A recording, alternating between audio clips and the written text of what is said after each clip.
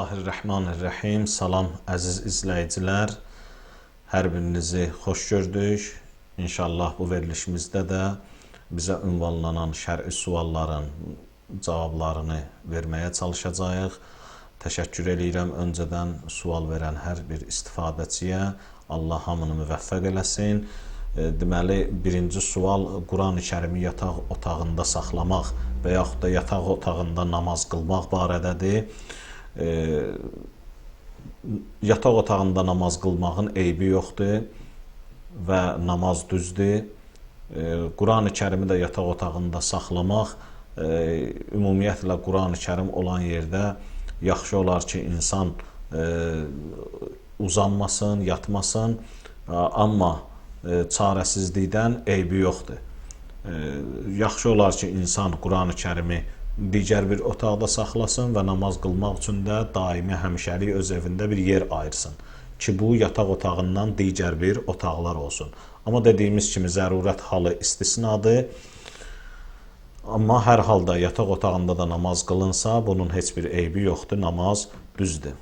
Cənabət quslu aldıqdan sonra dəstəmaz almadan rahatlıqla namaz qıla bilərəmmi? Ramin Qarayev adlı bir istifadəçi belə bir sual ünvanlayıb. Bəli, cənabət quslundan sonra dəstəmaz almağa ehtiyac yoxdur və dərhal namazını da qıla bilər. Əgər dəstəmazı batil edən hər hansı bir iş qarşıya çıxmayıbsa və cənabət quslundan sonra neçə saat keçməsinə baxmayaraq dəstəmaz almadan namazlarını qıla bilər.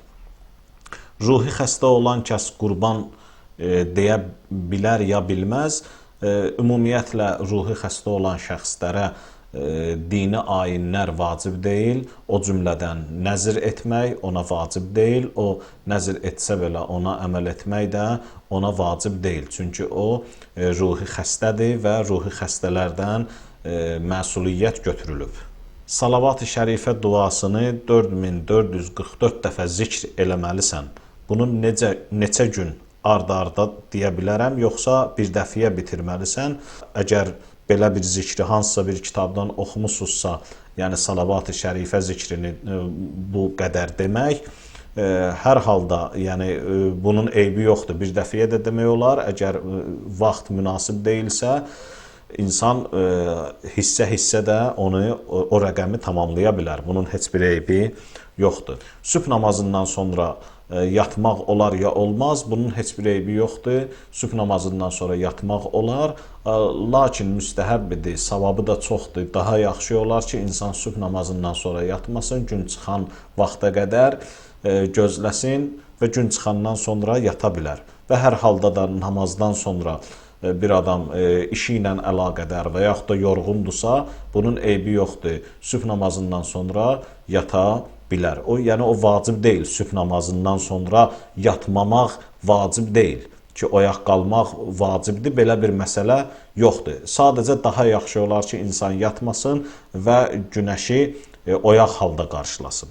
Əgər bir övlad valideyni həddən artıq incidirsə, valideyn həmin övladdan imtina edə bilərmi? Belə bir sual ünvanlanıb. Əlbəttə ki, övlad əgər valideyni həddən artıq incidirsə, ona əziyyət eləyirsə, bu onun üçün günahdır. Böyük günahlardan və hətta cəzası tez olan günahlardan biri də valideynin üzünə ağ olmaqdır, onu incitməkdir. Quran-ı Kərim buyurur ki, valideyninizə uf belə deməyin, onları incitməyin. Onlar hətta müsəlman olmasalar belə sizin valideyniniz sayılırlar. Övlad, valideyn haqları var dinimizdə ki, bu haqlara hər bir övlad və yaxud da valideyn riayət etməlidir. Amma hər halda ifrat dərəcədə əziyyət verirsə övlad valideyninə, ata-anasına, ondan imtina edə bilərmi? Belə bir sual ünvanlayıb istifadəçi ki, əlbəttə ki, xeyr. Çünki hər halda onun övladıdır. Onu incitsə də ondan imtina edə bilməz. İmtina etsə də o, belə deyək, hüquqi bir əhəmiyyət, hüquqi bir status ala bilməz özünə. Çünki bu bunun övladıdır və yaxud da valideynidir. Hər halda övlad və ata deməli əlaqəsi belə deyək, həqiqi əlaqələrdən sayılır. Ona görə də imtina etməsinin də bir mənası olmaz. Bir xanımla gələcəkdə evlənmək niyyəti ilə danışmaq olar ya olmaz. Dinimiz ümumiyyətlə naməhrəm məsələləri haqqında şər'i hökmləri də bizə bəyan eləyir ki, naməhrəm olan xanımla insan necə münasibət qurmalıdır, necə danışmalıdır. Hər halda bu uzun bir mövzudur, müfəssəl də danışmaq olar bu sualın cavabı haqqında. Amma bu qədər deyə bilərik ki, sualın cavabına uyğun olaraq evlənmə niyyəti ilə bir xanımla müəyyən qədər, orada bir hədd deyilməyib, 3 dəfə, 5 dəfə, sadəcə bu deyilib ki, müəyyən qədər əgər fikir ciddidirsə evlənmək məqsədi ilə danışmağın heç bir eybi yoxdur. Sadəcə bu uzun uzadı bir proses olmamalıdır. Bir neçə dəfə, yəni daha ciddi qərar verənə qədər danışa bilərlər, tanış olmaq məqsədi ilə və bu danışıq ünsiyyət zamanı da heç bir günaha və fəsada yol verməməlidirlər. Və əgər günaha fəsada düşmək ehtimalı varsa da danışmamalıdırlar. Hər halda əgər belə bir ehtimal yoxdursa və günaha fəsada düşməyəcəklərsə də müəyyən qədər bir neçə dəfə danışmağın, tanış olmağın heç bir eybi yoxdur. Təbii ki, əgər fikir ciddidirsə və əgər bu ciddi fikri tez bir zamanda həyata keçirəcəklərsə, yox, məsələn, belə bir halların da biz şahidi oluruq ki, aylarla, illərlə bir-biri ilə danışırlar, amma sonra fikirlərindən dönürlər. Bu əlbəttə ki, deməli, günahdır, haramdır. Sadəcə insan bir neçə dəfə tanış olmaq məqsədi ilə naməhrəmlə danışa bilər, bunun heç bir eybi yoxdur. Turan Həsənli adlı istifadəçi xanımın kişi diş həkiminə diş düzəltdirməsi barədə əgər məhrəm diş həkimi yoxdursa və insan məcbur qalırsa naməhrəm həkimə müraciət etməyə, məcburiyyətdən, zərurətdən irəli gəlirsə, bunun eybi yoxdur, amma naməhrəm həkimə müraciət, yəni əgər məhrəm həkim varsa, naməhrəm həkimə müraciət edə bilməz və bu haramdır. Dediyimiz kimi, təbii ki, zərurət halı istisnadır. Dini elm öyrənmək üçün hansı kitabları məsləhət görürsünüz? Dini elmlər öyrənmək üçün əlbəttə ki, insan şəriət məsələlərində müəyyən bir müştehidi seçməlidir və ona təqlid etməlidir. Həmin müştehidin də şər'i deməli, hökmlərini, şər'i hökmlər kitabını almalıdır və ondan öz şəriət məsələlərini öyrənməlidir. Bu, yəni, məsələnin hüquqi tərəfi, yəni şəriət tərəfi, qanunvericilik tərəfi, amma etiqadi və əxlaqi mövzularda şükür Allaha kitablar çoxdur. İnsan hansı birini əldə eləyib oxusa, deməli, etiqadi kitablardan, əxlaqi kitablardan Merac-ı Saada adlı kitabı məsləhət görürəm ki, əxlaqi kitablardandır. Seyyid Əbdullahi Şübbər ki, böyük alimlərdən olub, əxlaq adlı kitabı var əxlaq bölümündə və etiqad bölümündə də Cəfər Subhani ağanın kitabları var ki, o kitablara müraciət eləyə bilərlər və yaxud da Şəhid Mürtəza Mütəhhəri ki, böyük filosof olub, mütəfəkkir olub, onun əsərləri var, onlara müraciət eləyə bilərlər.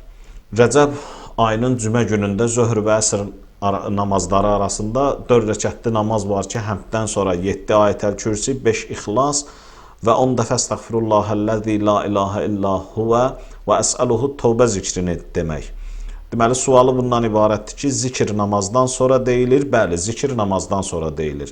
Yəni, namazın tərkibində 7 ayətəl kürsi, 5 ixlas var. 10 dəfə estəğfirullahəl-ləzi la ilahə illa huv və əsəluhu tövbə isə, yəni, mənası da ki, yəni, o Allah ki, ondan başqa digər bir tanrı yoxdur, ondan bağışlanmağımı diləyirəm və tövbə istəyirəm. Yəni, o zikrin də tərcüməsi belədir. Bunu namazdan sonra bir zikr olaraq, yəni dua olaraq 10 dəfə deyirsən. Amma İkinci sualı budur ki, bu namaz Rəcəbin hər cüməsində qılınır? Bəli, Rəcəb ayının hər cüməsində bu namaz qılınır. Bir nəfər nəzr eləyir ki, Mir Möhsün ağanın qəbri ətrafında dizi üstə gəzəcək və işi yerinə yetib onu etməyə utanır. Bunu ayaq üstə etmək olarmı? Əvvəla insan necə niyyət eləyibsə, həmin işi də niyyət etdiyinə uyğun olaraq yerinə yetirməlidir. Və insan nəzr zamanı deməli vacib işi nəzr eləyə bilməz. Haram bir işi də nəzr eləyə bilməz.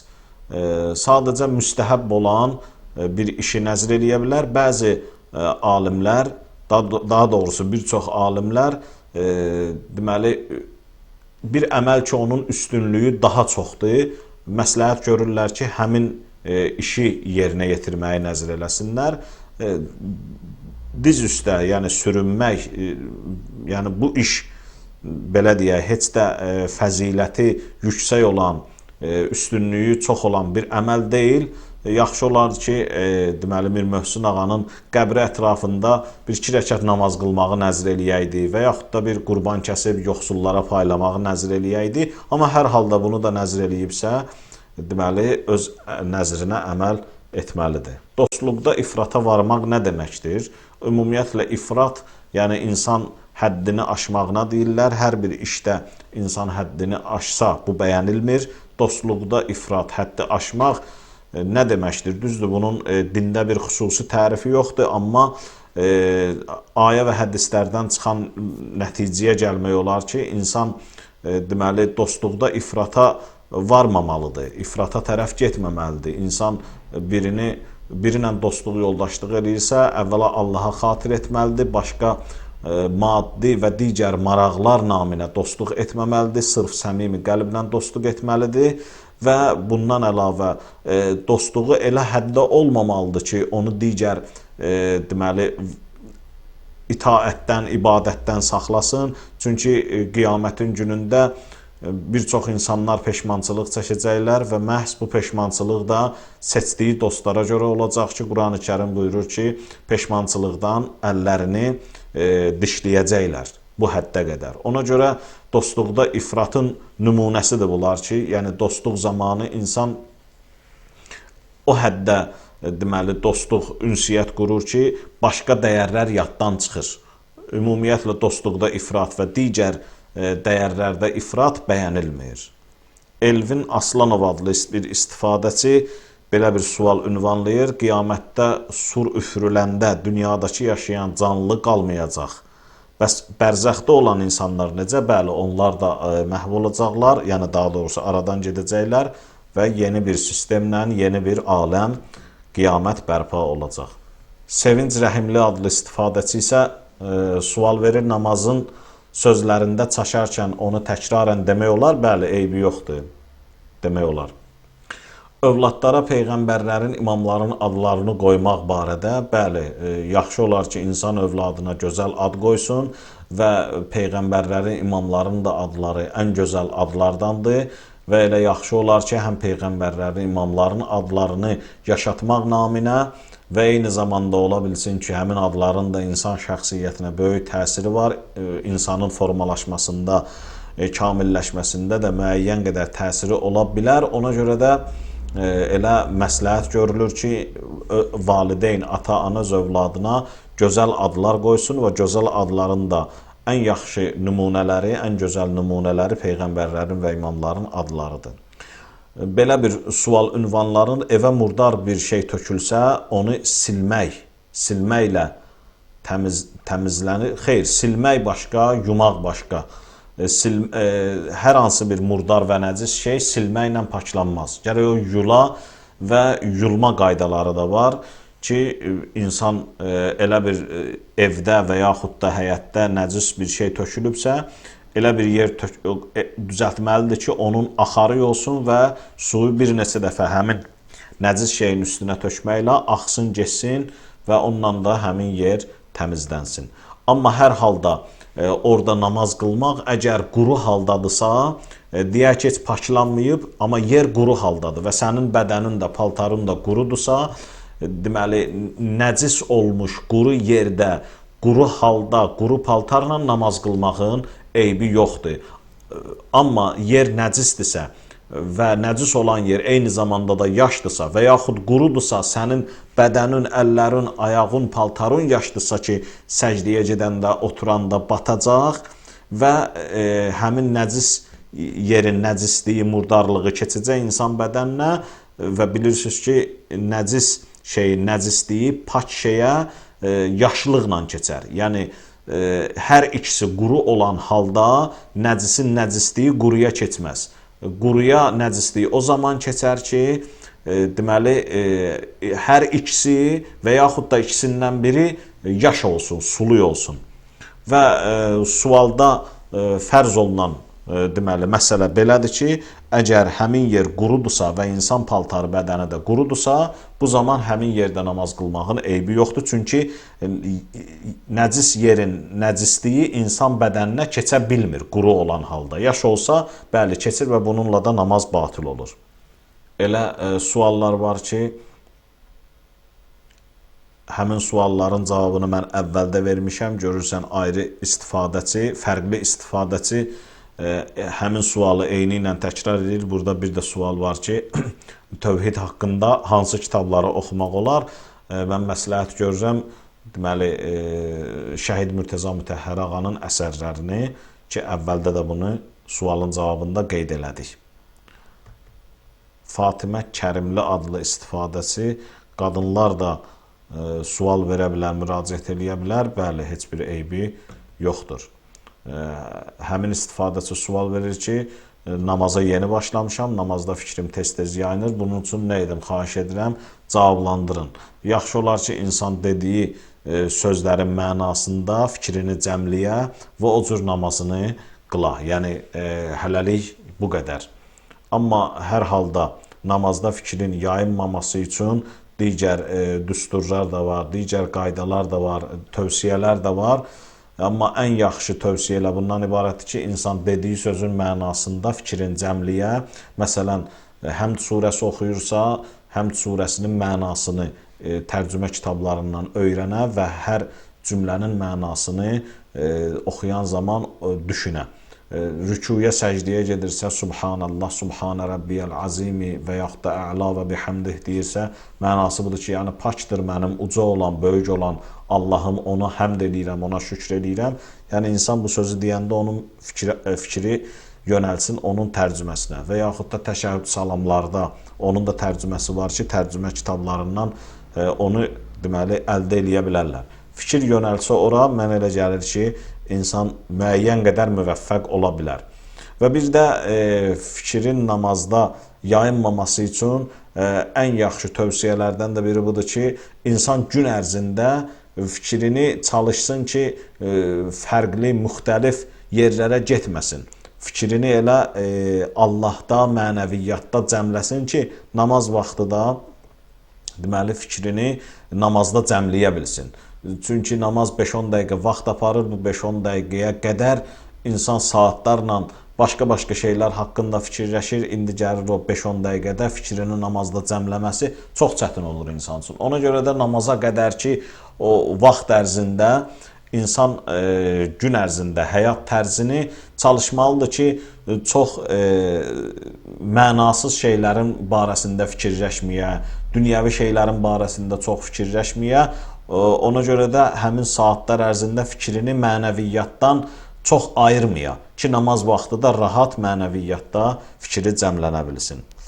Deməli, 2 nəfər şərik deyək bir yer işlədirlər, bir dükan işlədirlər. Əliyeva Elnara adlı bir istifadəçi bu sualı verir və şəriklərdən biri dünyasını dəyişir və yerdə qalan şərik, mən sualı belə başa düşdüm ki, yerdə qalan şərik ölən şəxsin, yəni ölən şərikinin qardaşını çağırır və ona müəyyən qədər pul verir. Əvvəla, əgər ölən insanın orada payı varsa, şərikliyi varsa, ölən insanın qardaşından, bacısından qabaq onun ata-anası və yaxud da övladları, qızı, oğlu deməli pay apara bilər. onun payı onlara çatır, onun övladlarına çatır. Çünki insanın birinci dərəcəli vərəsəsi onun ata-anası və yaxud da övladı, qızı, oğlu olur. Əgər bunlardan heç biri yoxdursa, növbə çatır ikinci dəstə vərəsələrə ki, bəli, onlar baba, nənə və bir də ki, qardaş, bacıdır. Əgər həmin bu ölənin ata, ana və yaxud da oğul, qız varıdırsa, onun yəni payı, şərikin payı ona çatacaq və həmin şərik sağlığında nə qədər neçə faizinə, gəlirin neçə faizinə şərik idisə, həmin qədəri elə yerdə qalan şərik onun deməli birinci dərəcəli vərəsələrinə ödəməlidir. Bir nəfər zina eləyir və sonra səhv etdiyini başa düşüb tövbə eləyir, namaza başlayır, Quran oxuyub Allahın xoşladığı işləri görür. Allahdan bağışlanmağını istəyir. Allah o qadını bağışlayarmı? Bəli, əlbəttə ki, Allah bütün günahları bağışlayar. Cəhənnəm əzabında qiyamət günü qoruyar, əlbəttə ki, qoruyar. Yəni, belə bir sual ünvanlanıb. Bəli, Allah bütün günahları bağışlayar. Əgər zina da olsa belə, Allah ondan keçər və onu əfv eləyər. Yenə belə bir sual ünvanlanıb ki, namaz qutarandan sonra dua edən zaman günahlarının bağışlanmağı üçün dua edəndə özündən asılı olmayaraq kövrələn bəndə bu kövrəlib ağlamaq niyə olur və müstəhəbdirmi? Bəli, yaxşı əlamətdir. Qəlb sınırsa gözdən yaş gəlir və bu zamanda həmin halda Allahdan nə istəyirsə Allah da onun istəklərini qəbul eləyər. Ümumiyyətlə elə göz yaşı ilə, sınıq qəlblə Allaha dua etmək, əl açmaq bəyənilən bir əməldir və insan çalışmalıdır ki, elə qəlbi sınan vaxtda, gözündən yaş gələn vaxtda dualarını başlasın. Ramin Qarayev adlı istifadəçi isə 30 günün kəffarəsini bir şəxsə verə bilərəm. Bəli, əgər oruç tuta bilmədiyinə görə, xəstəliyinə görə 30 gün kəffarə boynuna gəlirsə, orada söhbət 30 günün kəffarəsindən gedir. Orada İnsan 30 günün kəffarəsini çıxartmalıdır. Kəffarəni günə görə çıxartmalıdır. Orada yoxsulun, belə deyək, sayı, həddi önəmli deyil. Bir nəfər də ola bilər, 5 nəfər də ola bilər. Amma bir adam orucunu sındırıbsa, boynuna orucu sındırmaq, orucu pozmaq kəffarəsi gəlibsə, 60 nəfər fəqirə təam verməlidir. Bəli, orada 60 nəfər fəqirə təam verəcək. Yəni, 60 nəfər olmalıdır. Orada sayı düzəltməlidir. Hərəsinə bir müttəam ki, minimum miqdar 750 qram buğda, un, düyü, bu cür qida məhsullarından hesablayacaq. Amma bir adam oruç tuta bilməyib, yəni xəstə də tuta bilməyib, orada hər gün üçün bir müttəam verəcək. Yəni orada günün özü önəmlidir. Nəinki deməli, yoxsulun özü. 4 ilin kəffarəsi 120 kiloqram un və bunu da bir şəxsə vermək, yoxsa bir neçə şəxs olmalıdır. Da bu qədər unu yaxşı olar ki, şəxslər arasında bölsün. Və bunun puluna başqa ərzaq alıb vermək olarmı? Bəli, burada qida məhsulu dediyimiz kimi un, buğda, arpa, deməli, düyü, xurma, belə şeylər götürülür. Amma başqa yeməklər də eybi yoxdur, alıb verə bilər. Amma əsas yemək bir çox insanların deməli yediyi yeməklərdən olmalıdır ki, adətən də un olur, buğda olur, düyü olur, xurma olur, bunlardan alıb versin. Bir istifadəçi isə belə bir sual verir ki, mənim anam rəhmətə gedəndə mən onu öpdüm, ona toxundum, yulan zaman içəri keçib, amma anamın yulmağında iştirak etmək istədim. Suyu tökən, anamı yuyan qadın məni qoymadı, dedi, sən anana toxunmusan, öpmüsən, sən ruhlusan, olmaz, sənə su tökəsən, bu nə qədər düzgündür. Əlbəttə ki, əgər bir adam ruhu bədənindən çıxmış şəxsə, cənazəyə, meyyitə toxunursa, onun boynuna məssi meyyit qusulu gəlir. Bu da iki şərtlə gəlir. Birinci budur ki, ölünün bədəni tam soyumalıdır. Ölünün bədəni tam soyuyandan sonra əgər sən ona əlvi vırsan, bəli, onda qusul gələr. Amma bədən tam soymayıbsa, isti-isti dəyibsə əlin onun bədəninə, o zaman qusul gəlməz. Bir də ona 3 meyyit qusulu verilməmişdən qabaq. Yəni əgər bir ölmüş insana aparsalar, onu yuyandan sonra 3 meyyit qusulu veriləndən sonra ki, sidrlə, kafurla, bir də xalis təmiz su ilə 3 dəfə qusul verilir meyyitə. O 3 qusul veriləndən sonra insan əgər o əli toxunubsa, meyyitə qusul gəlməz. Yəni qusul 2 şərtlə gələr. Meyyit qusulu meyidə verilməmişdən qabaq, bir də bədən tam soyuyandan sonra. Əgər əl dəyibsə onun əlinə, paltar bədəninə dəyibsə və yaxud da əlin onun paltarına dəyibsə qusul gəlməz.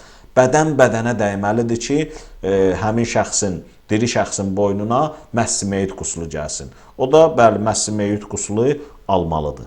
Qızlara namaz və oruc neçə yaşdan sonra vacibdir? 9 yaşından sonra. Bir sual da bundan ibarətdir ki, əgər bir insan başqa bir insan haqda qeybət olacaq bir şey düşünürsə, amma heç kəsə demirsə, qeybət sayılırmı? Xeyr, qeybət sayılmır. Elvin Məhərrəm adlı istifadəçi belə bir sual verir. Sistani ağa ehtiyat vacib məsələlərində hansı müctəhidə ödül etməyimizi bizə göstəriş verir. Hökm kimi bilirik ki, ondan sonra ələm müctəhidə ödül etmək lazımdır. Lakin ağadan sonra ələm müctəhidi seçməkdə tərəddüddəyik. Əgər 2 nəfər adil və alim şəxs və yaxud da bir dəstə elm əhli bir müştəhidin müştəhidliyini, mərcəyi təqlid olduğunu təsdiqləyirsə, o insan üçün, yəni onun ələm bir müştəhid olduğunu təsdiqləyirsə, insan həmin şəxsə deməli təqlid eləyə bilər. Və insan təqlid etdiyi müştəhidin ehtiyat vacib məsələlərində də başqa müştəhidə müraciət üdul eləyə bilər. Yəni ehtiyatı vacib buyurduğu məsələdə, həmin məsələdə digər bir müştəhidə üdul eləyə bilər, hansı ki o həmin məsələdə ehtiyat etməyib, yəni birbaşa fətva verir. Ramin Qarayev adlı istifadəçi isə belə bir sual ünvanlayıb, müştəhidə təqlid etməyən şəxsin namazı qəbul deyil. Bu da nə dərəcədə doğrudur? Bəli, hər bir namaz qılan özünə bir müştəhid seçməlidir və həmin müştəhidə təqlid etməlidir. Bu vacib bir məsələdir. Çünki insan ibadi məsələlərlə bağlı, tutduğu orucla, qıldığı namazla, aldığı dəstəmazla, qusuluna bağlı şübhəsiz ki, onun qarşısına müəyyən suallar çıxır və müəyyən səhvlər eləyir və o səhvləri necə düzəltmək lazımdır və o səhvlər zamanı etdiyi əməl batildirmi, yoxsa yox. Bax, bu məsələləri bilməkdən ötürü ona görə də hər bir namaz qılan bir müştəhid seçib, həmin müştəhidin risaləsini alıb oxuyub və onun hökmlərinə uyğun ibadi məsələlərini yerinə yetirməlidir. Əgər bir insan 1 il, 2 il və yaxud da bir müddət təqlidsiz namaz qılıbsa, oruç tutubsa və sonradan təqlidin vacib olduğunu bilibsə və bu adam bir müştəhid seçir özünə və ona təqlid etməyə başlayırsa və onun risaləsini oxuyandan sonra başa düşür ki, mənim bu müddət ərzində keçmişdə etdiyim, məsələn, filan əməllərdə filan nöqsanlar olub ki, hal-hazırda oxuduğum və təqlid etdiyim bu müştəhidin fətvası ilə uyğun gəlmir. Əgər o keçmişdə etdiyi əməllər onun hal-hazırda təqlid etdiyi müştəhidin fətvasına uyğun gəlmirsə, bəli, onun bir neçə il olmasına baxmayaraq əməlləri batildir və yenidən deməli, onların qəzasını yerinə yetirməlidir. Amma baxır görür ki, bəli, mən təqlid etdiyim müştəhidin fətvası ilə tam uyğun gəlib təqlid etmədiyim dövrdə etdiyim əməllər, bəli, o zaman əməllər düzdür. Müştəhid sözünün mənasını bilməyən namaz qılan qardaş bacılarımız var. Buna münasibətiniz necədir? Müştəhid sözünün mənasını bilmək o qədər də önəmli deyil. Müctəhid ərəb sözüdür, mənası çalışqan deməkdir. Yəni müctəhidə də biz müctəhid ona görə deyirik ki, əslində fəqihdir. Fəqih, yəni fiqh elmində mütəxəssis olan. Fiqh elmi də şəriət qanunvericiliyini nəzərdə tutur. Yəni bu elm həmin o sahəni əhatə eləyir. Müctəhid də həmin elmdə, həmin sahədə çalışqan olan, axtarış aparan, deməli fəqihə və mütəxəssisə alimə deyirlər. Deməli bir kəsin boynunda cənabət qusulu yoxdursa, amma ehtiyat vacibə görə bu qusulu alıb onunla namaz qıla bilərmi? Xeyr. Namaz qıla bilməz və gərək dəstəmaz da alsın. Bir adamın boynuna qusul gəlibsə, cənabət qusulu gəlibsə və həmin o qusulu alandan sonra dəstəmaza ehtiyac yoxdur. Amma biri sadəcə müstəhəbbi bir qusul alır və yaxud da elə cənabət adı ilə boynuna cənabət qusulu gəlmədən bu adla qusl alıb namaz qılırsa, namazı batildir və qusul almasına baxmayaraq dəstəmaz da almalıdır namaz üçün. Bəli, bir istifadəçi İmdad Musayev adlı istifadəçi sual verir ki, sübh namazı vaxtı girəndə mən işə gedirəm və işə çatanda namaz vaxtı qutarır, qəzaya gedir. Bunun heç bir günahı yoxdur ki, insan bilə-bilə namazını qəzaya verməsi günahdır. İmkan eləyib namaz qılmalıdır. Hüseyn Sultanov adlı istifadəçi sual verir ki, mən dua edərkən duanı ərəb dilində, ərəb qrammatikasında düzgün tələffüz etmədən dua edirəm. Bunun eybi yoxdur. Heç bir eybi yoxdur. Yaxşı olar ki, insan ərəbcə oxuduğu duanın mənasını da bilə və mənasını bilərək o duanı eləyər. İnşallah ki, bəli, belə bir duanı, yəni insan düzgün tələffüz qaydasına riayət etmədən oxuduğu duasını da inşallah ki, Allah qəbul eləyər. Amma duada önəmli olan, deməli, dediyi sözün mənasını bilə və Allahdan nə istədiyini bilə. Deməli, bir istifadəçi isə dəstəmazlı haram kalpasa və sair şeylər doğrayanda sonra təzədən dəstəmaz almalıyam. Xeyr, ehtiyac yoxdur. Dəstəmazı bir neçə şey pozur ki, Risalə kitablarında da var. Yatmaq, təharətxanaya getmək, bu kimi bir neçə dənə şey pozur. Onlar əgər olmayıbsa, əlbəttə ki, dəstəmaz yerindədir. Yaxşı olar ki, həmin bu istifadəçi Şəriət Məsələləri adlı kitabı, yəni Risalə kitabını oxuya, oradan dəqiq məlumat əldə edir. Qəza namazı hansı namazın arasında qılmaq? Qəza namazının vaxtı yoxdur. Qəza namazını istənilən bir vaxt qılmaq olar. Bir nəfər zarafat edəndə elədiyim hərəkət nəticəsində ağzından qan çıxdı, bir də gözü biraz qaraldı. Amma dəqiq bilinmədi, qaralıb ya yox, mən etmişəm yox. Buna diyə düşürmü? Bəli, diyə düşür və onun ya gərək razı salasan, yəni barışasan ondan, əgər yəni aldığı xəsarətin bədəlini, əvəzini, ödəməyini qarşına məqsəd qoysa, bəli, onu eləməlisən, diyəsini verməlisən. Bir xanım Şadlıq Sarayında xadiməçi işləyir, onun işləməyi, qazandığı pul, gətirdiyi yeməklər halaldırmı? Ümumiyyətlə, içkili toy, içkili məclisdə, içki verilən məclisdə insan iştirak eləməsi, orada olması olmaz. İştirakçı kimi və yaxud da işçi kimi fərq eləməz. Orada iştirak eləmək, orada olmaq haramdır. Amma o toyun yeməyi ki var, əgər ona haram qarışmayıbsa, ondan götürüb kənarda yeməyin heç bir eybi yoxdur. Həmin yemək öz-özlüyündə təmizdir, halaldır, pakdır. Onu kənarda yeməyin heç bir eybi yoxdur. Amma orada iştirak eləmək haram sayılır. Üzərlik və gözmuncuğu barədə dinin fikri nədir? Dinin fikri əlbəttə ki, bu barədə düz deyil.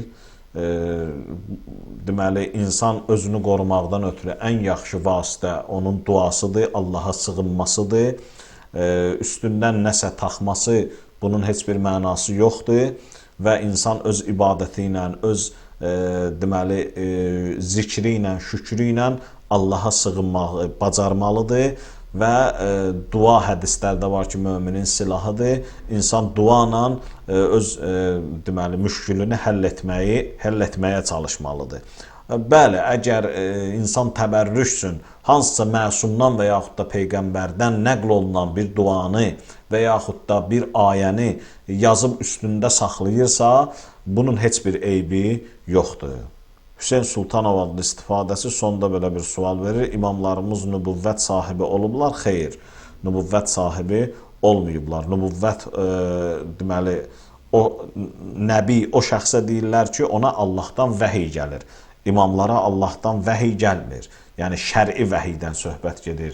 Peyğəmbərə gələn vəhiy, yəni din gətirə, şəriət gətirə, imamlara belə bir vəhiy gəlmir. Əlbəttə ki, ilham olunur. Allah razı olsun, Allah hər kəsi müvəffəq